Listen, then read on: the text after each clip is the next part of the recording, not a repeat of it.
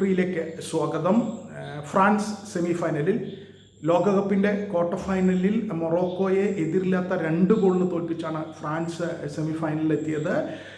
കഴിഞ്ഞ ലോകകപ്പിൻ്റെ സെമിഫൈനലിൻ്റെ ആവർത്തനമായിരുന്നു ഇത്തവണയും. കഴിഞ്ഞ ലോകകപ്പിൻ്റെ സെമിഫൈനലിൽ ഫ്രാൻസ് മൊറോക്കോയെ എതിരില്ലാത്ത 2 ഗോളിന് തോൽപ്പിച്ചാണ് ഫൈനലിലെത്തിയിരുന്നത്. ഇത്തവണ ക്വാർട്ടർ ഫൈനലിൽ അതേ സ്കോറിന് ഫ്രാൻസ് മൊറോക്കോയെ തോൽപ്പിച്ചിരിക്കുകയാണ്. ഫ്രാൻസിന് വേണ്ടി രണ്ടാം പകുതിയുടെ 60ാമത്തെ മിനിറ്റിൽ അവരുടെ സൂപ്പർ താരം കിലിയൻ എംബാപ്പയും 66ാമത്തെ മിനിറ്റിൽ മറ്റൊരു സൂപ്പർ താരമായ ഡെംബലെയുമാണ് ഗോളുകൾ അടിച്ചത്. ആദ്യ പകുതിയുടെ 27ാമത്തെ മിനിറ്റിൽ ഫ്രാൻസിന് ലഭിച്ച ഒരു പെനാൽറ്റി ഗോളാക്കി മാറ്റുന്നതിൽ കിലിയൻ എംബാപ്പയെ പരാജയപ്പെട്ടിരുന്നു. എംബാപ്പയുടെ പെനാൽറ്റി കിക്ക് മൊറോക്കോ ഗോളി തടുത്തിടുകയായിരുന്നു. എന്തായാലും പിന്നീട് ആദ്യത്തെ പകുതിയിൽ ഇരു ടീമുകൾക്കും ഗോളടിക്കാനായിരുന്നില്ല.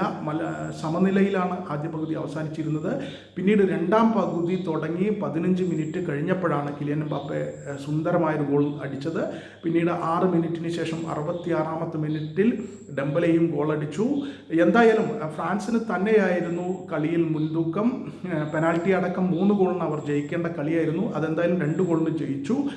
തീർച്ചയായിട്ടും കളിയിൽ ആധിപത്യം പുലർത്തിയതും പന്ത് കയ്യിൽ വെച്ച് കളിച്ചതും ഫ്രാൻസ് തന്നെയാണ്. ബോൾ പൊസിഷനിലടക്കം ആക്രമണത്തിലടക്കം ഫ്രാൻസിന് തന്നെയായിരുന്നു മുൻതൂക്കം. മൊറോക്കോ തീർത്തും നിർമങ്ങിപ്പോയി എന്ന് തന്നെ പറയണം.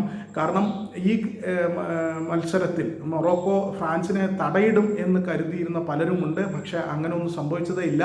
ഫ്രാൻസ് തന്നെയാണ് മൊറോക്കോക്കെതിരെ ആധിപത്യം ചെലുത്തിയത്. ആ ആധിപത്യത്തിൻ്റെ ഫലം അവർ കാണുകയും ചെയ്തു. എന്തായാലും 2 ഗോളിന് ജയിച്ച് ഫ്രാൻസ് സെമിഫൈനലിലെത്തിയിരിക്കുന്നു.